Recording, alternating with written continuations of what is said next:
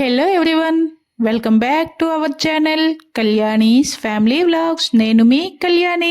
చూస్తున్నారు కదా, ఇదేదో స్వీటు లేదంటే హల్వా ఇలా చాక్లెట్ అనుకుంటే మీరు పొరపాటే.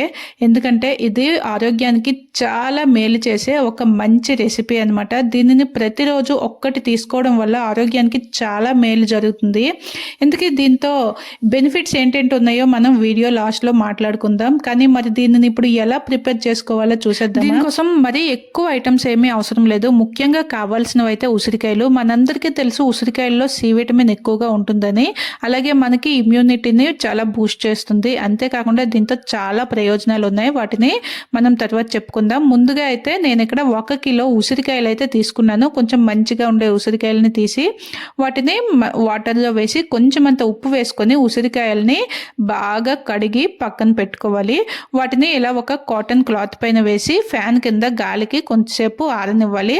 అంటే మనకి ఆ తడి అనేది లేకుండా ఫుల్గా ఫ్యాన్ దగ్గరే డ్రై అయిన తర్వాత ఇక్కడ చూపిస్తున్నాను కదా, ఏదైనా చాక్తో కానీ లేదంటే ఫోర్క్తో కానీ చిన్న చిన్న హోల్స్ని పెట్టుకోవాలి. ఇలా ఉసిరికాయలు అన్నింటినీ హోల్స్ పెట్టుకున్న తర్వాత ఒక కడాయిలో కొంచెం వాటర్ వేసుకొని, అంటే మనం వీటిని ఇప్పుడు స్టీమ్ చేసుకోవాలి. ఒక ప్లేట్లోకి మనం వాష్ చేసుకొని హోల్స్ పెట్టుకున్న ఉసిరికాయలతో పాటు చూసారా, ఇక్కడ నేను పచ్చి పసుపుని ఒక 3 ఇంచుల పసుపుని కూడా తీసుకున్నాను. అలాగే ఒక 2 ఇంచుల అల్లం ముక్కని, వాటిని కూడా నీట్గా తొక్కలు తీసేసి సేమ్ ఇలానే హోల్స్ పెట్టుకొని ఉసిరికాయలతో పాటు వాటిని కూడా ఇలా స్టీమ్ చేసుకున్నాను. చూస్తున్నారు కదా, స్టీమ్ చేసిన తర్వాత ఉసిరికాయ అనేది ఎంత సాఫ్ట్గా ఉందో మనం ఇలా అంటే నొక్కి చూస్తే మెత్తగా అయిపోయి సీడ్ అనేది బయటికి వచ్చేస్తుంది.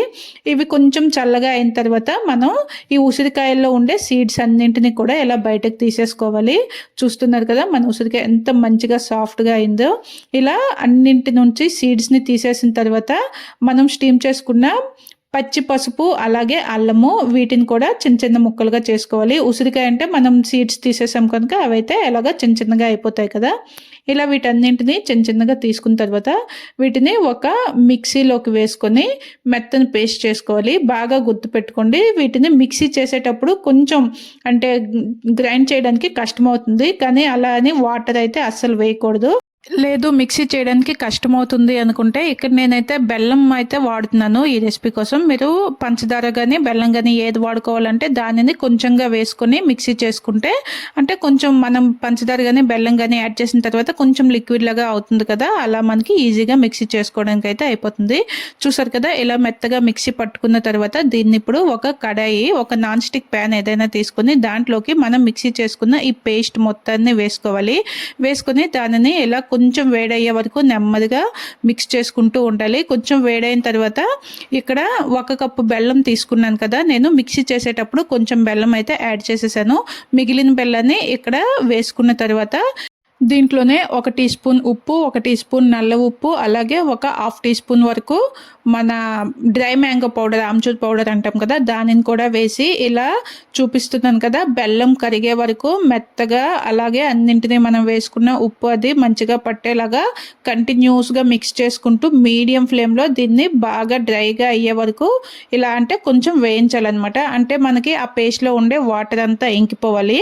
ఇలా ప్యాన్ నుంచి సపరేట్ అవుతున్న స్టేజ్లో ఒక 2 టేబుల్ స్పూన్ల గీ వేసుకోవాలి. అది ఆవు నెయ్యి అయితే చాలా మంచిది. నెయ్యి వేసుకొని మరోసారి మొత్తం మిక్స్ చేసుకున్న తర్వాత ప్యాన్కి అంటుకోకుండా సపరేట్గా వస్తుంది కదా, ఆ స్టేజ్లో మనం ఏదైనా ఒక నెయ్యి కానీ లేదంటే నేనైతే ఇక్కడ షుగర్ పౌడర్ని, పంచదారని పొడి చేసి ఆ పొడిని ఇలా దీనిలో మొత్తం చల్లుకుంటాను. దాంట్లో ఈ ముద్దనైతే వేసి ఇలా ఈవెన్గా మనం కొంచెం కట్ చేసుకోవడానికి, లేదంటే మనకి కావాలంటే ఉండలుగా చిన్న చిన్న బాల్స్గా చేసుకోవచ్చు. నేనైతే ఇక్కడ పీసెస్లా కట్ చేద్దామని చెప్పి ఇలా వేసుకుంటున్నాను. లేదంటే మీరు చల్లగా అయ్యాక కొంచెం చిన్న చిన్న ఉండలుగా చేసుకున్నా బాగుంటుంది. చూసారు కదా, ఇది పూర్తిగా చల్లారిన తర్వాత మనకి ఈజీగా ఇలా సపరేట్గా వచ్చేస్తుంది. దీనిని ఇప్పుడు మనకి నచ్చిన సైజులో కట్ చేసుకొని ఇలా ఏదైనా ఒక డబ్బాలో స్టోర్ చేసుకోవాలి. నేను ఇక్కడ వీటిని కట్ చేసిన తర్వాత కొంచెం వీడియోలో చూడడానికి మంచిగా కనిపిస్తుందని చెప్పి నేను పైన కొంచెం పంచదారని అయితే అలా చల్లాను. అంటే క్రిస్టల్స్గా బాగా కనిపిస్తుంది అని చల్లాను అనమాట. ఇలా స్టోర్ చేసుకున్న దాన్ని రోజు 1 లేదా 2 పీసెస్ లెక్క తీసుకోవడమే. మరి దీని బెనిఫిట్స్ ఏంటో చూద్దామా. ఇమ్యూనిటీని బూస్ట్ చేస్తుంది, హెయిర్ ఫాల్ని కంట్రోల్ చేస్తుంది, అలాగే డైజెషన్ సిస్టమ్ని కరెక్ట్గా పనిచేసేలా చేస్తుంది. అంటే ఇండైజెషన్ కానీ గ్యాస్ ప్రాబ్లమ్స్ కానీ ఉండవు. అలాగే ఫేస్ పైన ఉండే పింపుల్స్ అవి తగ్గిపోయి స్కిన్ అనేది గ్లో అవుతుంది. వీటిని మీరు రెగ్యులర్గా 2 మంత్స్ కనుక కంటిన్యూ యూస్ చేశారంటే రిజల్ట్ అనేది మీరే స్వయంగా ఎక్స్పీరియన్స్ చేయొచ్చు. ఇంకా నేను చెప్పేది ఏముంది.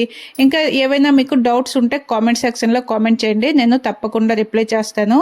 అలాగే వీడియోకి అయితే ఒక చిన్న లైక్ చేసి అలాగే వీడియో యూజ్ అవుతుంది అనుకునే వాళ్ళకి తప్పకుండా షేర్ చేయండి. మరి ఇంత మంచి ఇన్ఫర్మేషన్ ఇచ్చినందుకు ఈ వీడియోకి ఒక చిన్న లైక్ చేసి మన ఛానల్ని వెంటనే సబ్స్క్రైబ్ చేసుకోండి. మరొక మంచి వీడియోతో మళ్ళీ మేము ముందుకు వచ్చేస్తా. Thank you for watching.